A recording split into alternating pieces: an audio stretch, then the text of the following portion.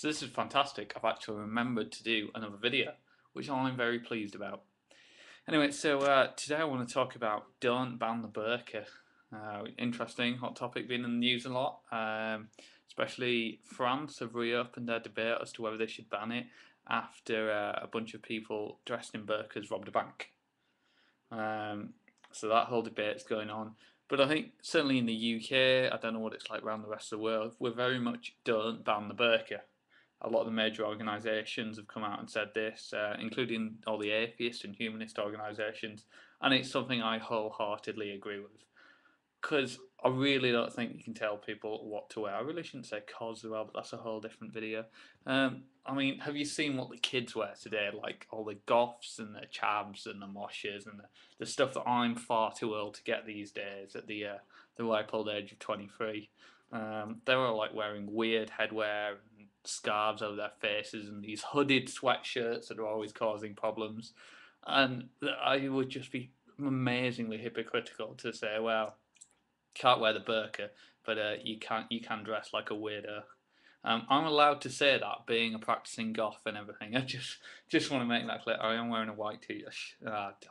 Never mind. Anyway, yeah.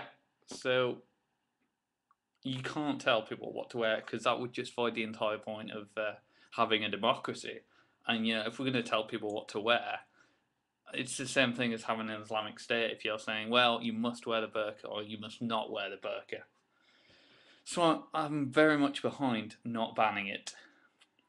The tension is, of course, is that there are some areas where you just can't be wearing it for security reasons. For example, if you walk into a bank, if I walked into a bank wearing the motorcycle helmet, I would be told to leave.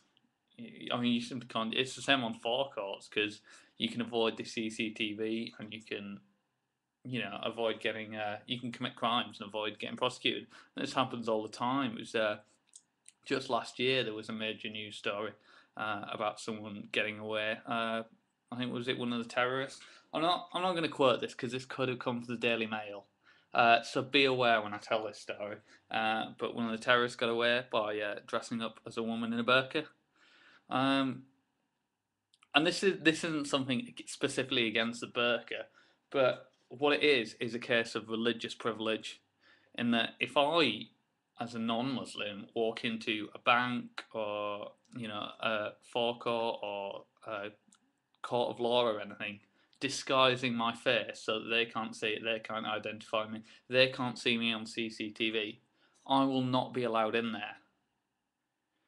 And it's a clear case of religious privilege if you're going to say, well, you're not allowed to do that, but if you want to wear a burqa, that's fine. What if I walked in a burqa? Could I just go into a bank or fill my car up with petrol wearing a burqa?